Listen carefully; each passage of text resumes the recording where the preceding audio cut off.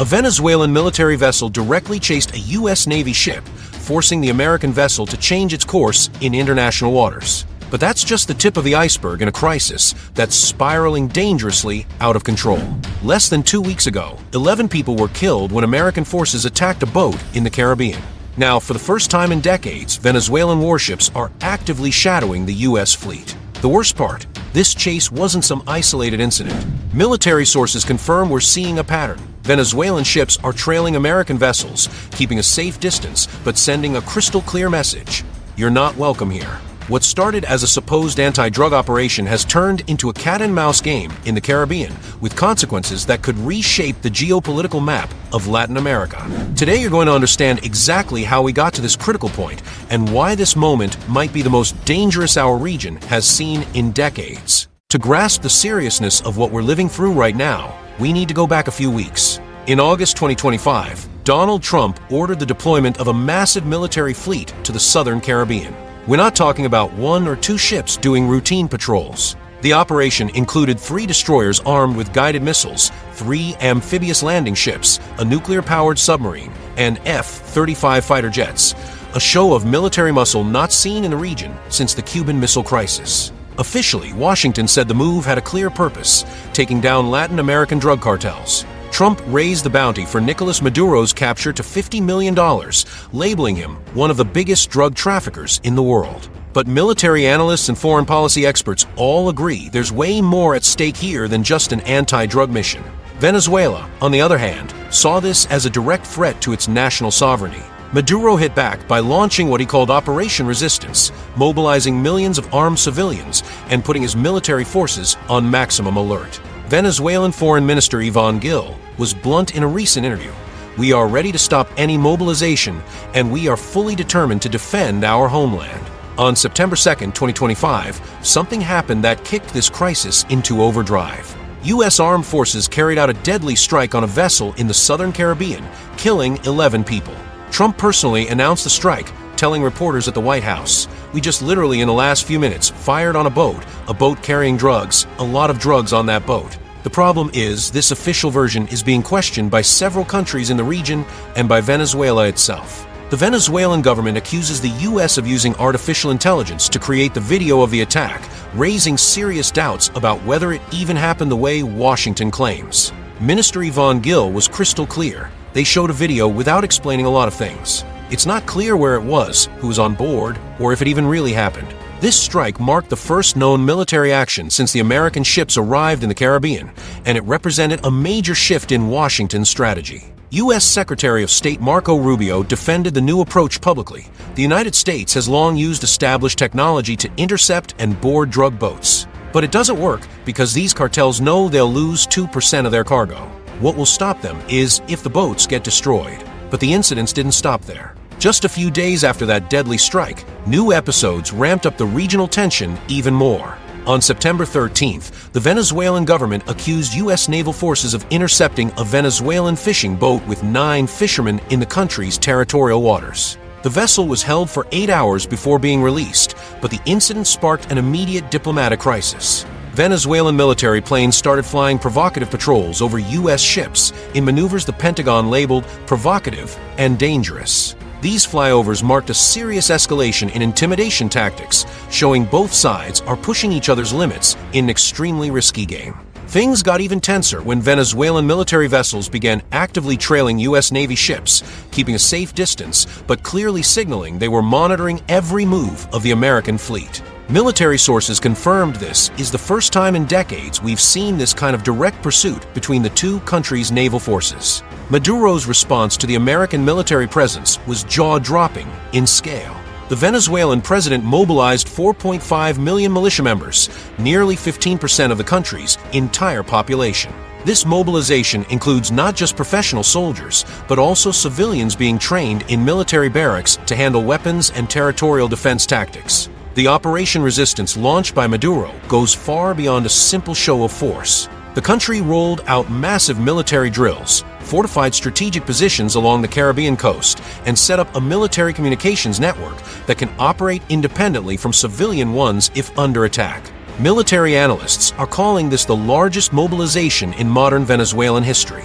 training the civilian population inside military bases reflects a strategy of asymmetric warfare, where the country prepares for a possible long-term occupation, turning every citizen into a potential defender of the homeland. This tactic, known as total territorial defense, was inspired by models used in countries like Switzerland and Israel. The escalating standoff between the U.S. and Venezuela hasn't gone unnoticed by the international community. CELAC, Community of Latin American and Caribbean States, issued a statement expressing deep concern over the military buildup in the region. The organization reaffirmed the Caribbean status as a zone of peace, a 2014 declaration that bans weapons of mass destruction in the region. Brazil, through its Special Advisor for International Affairs, Celso Amorim, made it clear that we never accepted the idea of external interventions in Latin America. This Brazilian stance is particularly important because the country has the region's largest military force, and its neutral position could be crucial to preventing an even bigger escalation. Other countries have voiced their concerns too. Colombia, which shares both land and maritime borders with Venezuela, finds itself in a tricky spot, keeping ties with both nations but trying not to take sides. Mexico and Argentina also called for dialogue and a peaceful solution to the crisis. To really understand the scale of this crisis, we need to look at the military capabilities on the table. According to the 2025 Global Firepower Ranking, the United States sits at number 1 worldwide, while Venezuela holds the 50th spot out of 145 countries analyzed. This massive gap in military strength makes any direct confrontation extremely one-sided. The U.S. currently has 7 warships in the region, including destroyers capable of launching Tomahawk cruise missiles with a range of over 1,000 miles. The nuclear-powered submarine in the operation, even though it's not armed with nukes, represents an almost undetectable underwater strike capability for Venezuelan forces. Venezuela, on the other hand, is betting on asymmetric tactics and its knowledge of the local terrain. The country has fast boats, Russian and Chinese-made anti-ship missiles, and air defense systems that could seriously complicate any U.S. military operation. On top of that, the mobilization of millions of militia members represents a resistance force that could make any occupation extremely costly. Behind all this military tension, there are economic issues that can't be ignored. Venezuela has the world's largest proven oil reserves, estimated at more than 300 billion barrels. Control over this strategic resource is one of the key unspoken motivations behind America's interest in the region.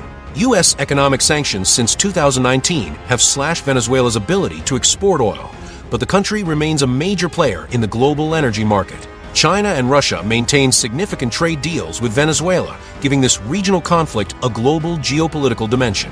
Regional instability is also hitting commodities markets. Oil prices are already showing volatility linked to tensions in the Caribbean, and economic analysts warn that a military escalation could cause major disruptions in shipping routes crossing the area. The official U.S. narrative about fighting drug trafficking also deserves a closer look. According to the UN's 2025 drug report, around 87% of illegal substances produced in South America leave through the Pacific Ocean, not the Caribbean as the U.S. operation suggests. This raises serious questions about the real motivation for the U.S. military presence in the region.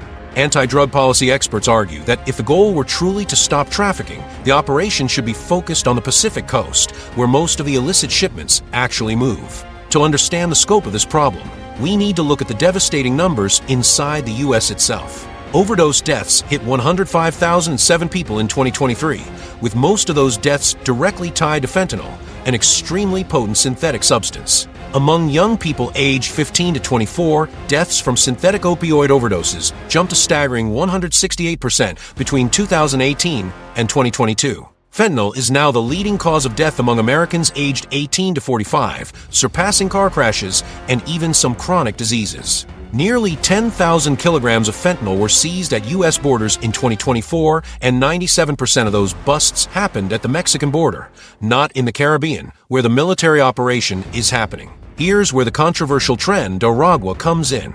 The Trump administration accuses this Venezuelan criminal group of sending low-grade substances into the U.S., supposedly fueling the spike in fatal overdoses. Trump even labeled Nicolas Maduro as the leader of the Trendo Aragua cartel, an accusation the Venezuelan government flat-out denies. Security experts, however, push back against this narrative. Independent analyses suggest Tren de Aragua isn't some international drug cartel, but more of a local crime syndicate involved in extortion, kidnappings, and migrant smuggling. Most of the fentanyl entering the U.S. is produced in clandestine labs in Mexico, using chemical precursors imported mainly from China. Venezuela, for its part, denies any state involvement in drug trafficking. Minister Gil said that over 25,000 people are mobilized on the Colombian border in coordination with the Colombian state fighting drug trafficking. Whether that's true or not, what's clear is that the drug issue has become a political weapon in this crisis. The reality is 97% of fentanyl seizures happen at the U.S.-Mexico border, not in the Caribbean. That's an official stat from the U.S. government itself, raising big questions about how effective a Caribbean military operation really is in tackling America's overdose crisis. Analysts suggest the operation in the Caribbean has much broader geopolitical motives than just fighting drug trafficking. A key strategic element in this crisis is Puerto Rico's role. U.S. F-35 fighter jets landed on the island in direct response to tensions with Venezuela, turning the U.S. territory into an advanced military base in the Caribbean. The U.S. Secretary of Defense even visited Puerto Rico personally, highlighting the island's strategic importance in the operation. Puerto Rico sits just about 500 miles off the Venezuelan coast, putting any aircraft stationed there within direct strike range of Venezuelan territory. The presence of F-35s among the world's most advanced fighter jets means the U.S. can hit any target in Venezuela in a matter of minutes. Militarizing Puerto Rico also carries wider regional implications. The island becomes a flashpoint of tension that could strain relations with other Caribbean nations, many of which maintain both diplomatic and trade ties with the U.S. and Venezuela. Despite all the military tension, both the U.S. and Venezuela are keeping communication channels open, although damaged, in the Venezuelan government's own words. Minister Gil stressed that any solution to the current tensions must be political, and that the path forward is dialogue. History shows similar crises in the region were resolved through diplomatic negotiations.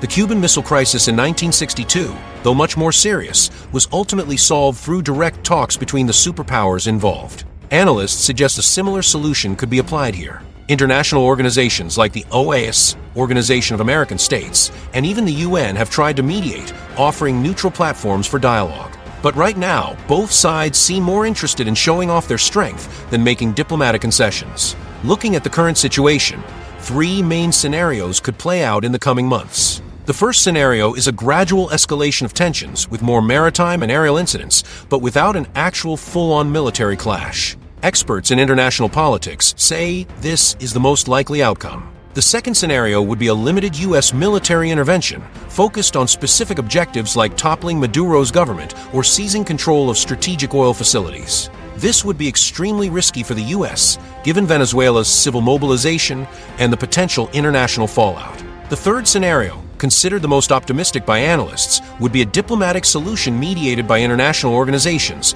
possibly involving concessions from both sides and an agreement over the energy and migration issues at the core of this conflict. What we're seeing right now in the Caribbean is way more than just a bilateral standoff between two countries. This crisis has the potential to completely reshape the balance of power in Latin America and set key precedents for future U.S. interventions in the region. Venezuela's military mobilization, the American naval presence, and the recent incidents in the Caribbean show we're at a critical point in regional history. The decisions made in the coming weeks by both governments could determine whether we move toward a peaceful solution or a dangerous escalation that could drag in the whole region. For anyone following this situation, it's crucial to understand that what's happening in the Caribbean isn't just distant news. It could directly affect the economy, politics, and security of the entire American continent. History is being written right now, and every military move, every diplomatic statement, every political decision could shift the course of events. The lingering question is, how far will both sides go in this dangerous show of force? The answer could come very soon, and when it does, its impact will be felt far beyond the waters of the Caribbean Sea.